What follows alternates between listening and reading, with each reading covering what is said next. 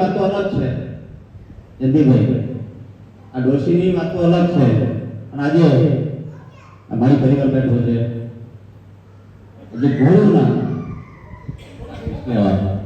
સૌ મારી વસ્તુ બતાવે છે. એક આ ડોશીના દીકરા તરીકે ગુરુ તો મારી તાકાત નથી કે બની શકું. આ ડોશીના આશીર્વાદથી, આ ડોશીના આશીર્વચનથી, આ ડોશીના આદેશથી જે બી બાબત કરું છું એ પૂરું કરવા વાળી ડોશી છે. હું નથી, હું નિમિત્ત છું માત્ર. મને માએ નિમિત્ત બનાવ્યો છે સબંધ, મને માત્ર મારીએ નિમિત્ત બનાવ્યો છે. બાકી કરતા હતા વડીલભાઈ એ છે. અને એના હું જેટલો લાંબો છે, જેના જેવો ભાવ છે એવું મા બોલે છે હું પીશ હોય મંગાભાઈ. બાકી કર્મની વાત લઈએ, મંગાભાઈએ કર્મની વાત કરી તો કર્મની વાત લઈએ તો કર્મ એ પૂજા ગીતામાં લખેલું છે. તમારું જેવું કર્મ હશે એવું તમને પ્રાપ્ત થશે. સવાર ઉઠીને દીવા નહીં કરો ચાલશે, અગરબત્તી નહીં કરો ચાલશે એમ ભાઈ, પણ તમારું કર્મ ડગલે ને પગલે સારું હોવું જોઈએ. મારી પરિવારનો હસમુખ મારીનો એક જ વચન છે, એક જ મારી પરિવારને ધ્યેય રાખવાનો છે કે સવારે ઉઠતાથી 100 સુધીમાં એક જીવ હારજો દીવા કરવાની જરૂર નહીં. હું આ ડોશી કહું છું ભાઈ, અને એક જીવને હસતો કરજો, તમારા જિંદગીમાં દીવા કરવાની જરૂર નથી મંગાભાઈ.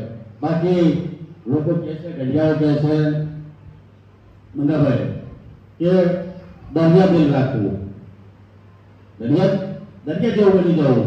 પણ દરિયાને કોઈ પૂછે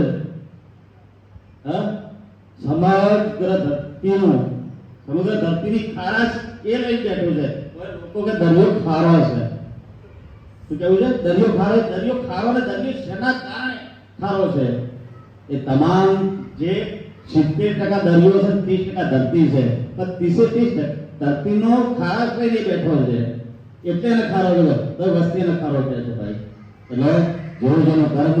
અને બીજા ગીતામાં બી કીધું છે, આપણા હિન્દુ સમાજમાં પણ કીધું છે કે પહેલા ગુરુ આજે મંગાભાઈ ગઈ ફેરે વાત કરી હતી ભાઈ મુકેશ કે આટલું મારી પરિવાર બેઠો છે, જે બી હકાવાળા બેઠો છે એમાંથી 8 ઊંચો કરો કોના મા બાપને કોણ પગે પડીને આવ્યું છે? મંગાભાઈ મળી દશી થઈ પછી ટકા હોય પણ જેટલી ભાઈ બડી ભાઈ છો ત્યારે કર્મ હોય પૂજા. અને પહેલા ગુરુ મા બાપ જેવા હોય, ગોડા હોય, ગેલા હોય, જેવા હોય તો જો એને પાડ્યા હશો આ દોષી કદી હોના નહીં મેળે. પણ પેલા ગુરુ માવિતર જેને આપણને જન્મ આપ્યો છે માએ, અને પિતાએ આપણને પકડી પાડીને ચાલતા શીખવું છે. પણ કદાચ મારો મારી પરિવાર બેઠો છે પણ મંગા એવું કહેવાનું છે કે બધું વિરોધ માને મળ્યું છે, બધું વિરોધ માને મળ્યું છે. માએ 9 મહિના કોખ રાખ્યો નો ડાઉટ, પણ એના પાછળ બાપનો બહુ બધો ભોગ છે. બાપ બી ગિરીશ બાપનો બહુ બધો ભોગ છે. માં સેન્ટર છે તો બાપ બેંક છે. માં એક છે કે છોકરાને બાપા માગવું હોય તો ન માગી કે માને ઈચ્છા કરવાની. માં ગમે તે કરીને બાપને હળી કરીને સમજાવીને અપાવે. એટલે જીવનમાં માનું જેટલું વિરોધ છે અને માને જેટલું માનો છો એનાથી ડબલ વિરોધ બાપને મળવું જોઈએ એમ ભાઈ. એટલે મારે વ્યવહાર થડાની અને માડીના કહેવાથી પહેલા મા બાપને હાચવજો.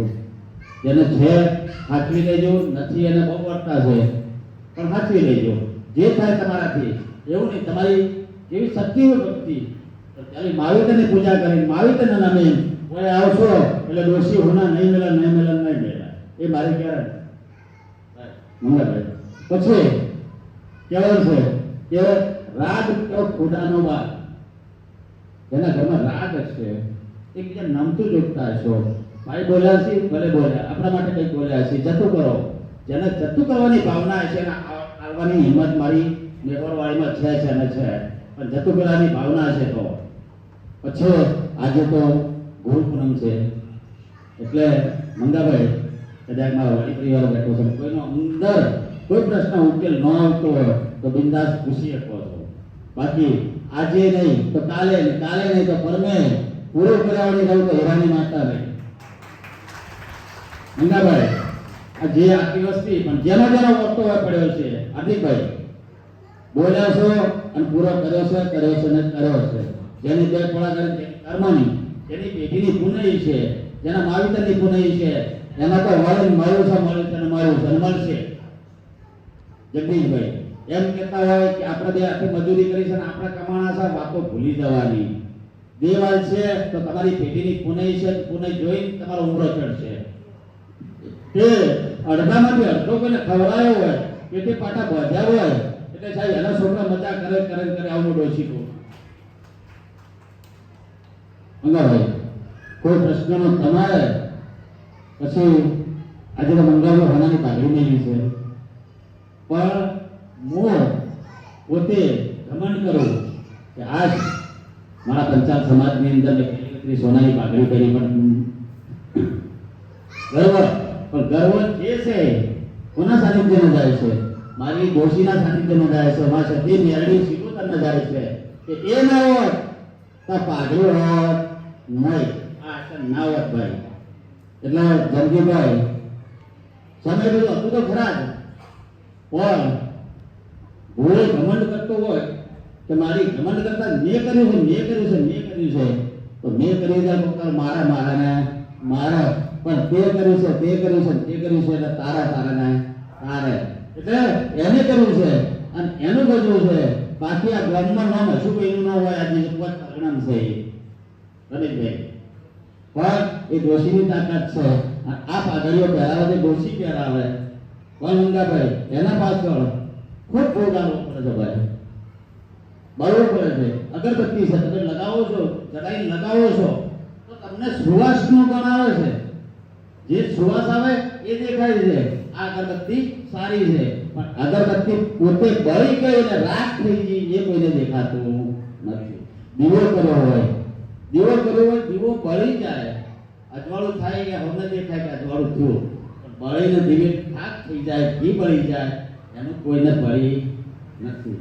પછી મંગાભાઈ માતાજીના પારે આવો, નારિયેળ વધેરો છો તો નારિયેળ વધેરા પાસે અર્થ હશે.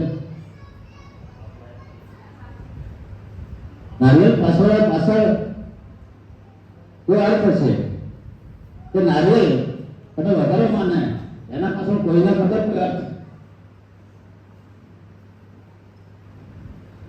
નારિયેળ વધેરો પણ એના ગુણ જોવાના છે કે એના અંદર એને જે પાણી સમય રાખ્યું ક્યાંથી લાવ્યું, શું લાવ્યું. પણ જ્યારે એને વધેરો પાણી હંમેશા મીઠું હોય છે. બીજા નંબરમાં એ પોતે ખાવ એટલે કૂચા થઈ જાય, પણ મીઠાશ પણ આવે છે વસ્તીને. એટલે આના પાછળ બહુ ગવાઈ જવું પડે છે, બહુ છોલાઈ જવું પડે છે, પોતાનું બધું ભૂલી જવું પડે છે. એટલે બોલ અજમેરજી મહારાજની જય. આજે માના સાનિધ્યમાં અમારા બાપાના ગુરુભાઈ એટલે અમરભાઈ હીરાભાઈ પંચાલના ગુરુભાઈ એવા અજમેરજી મહારાજ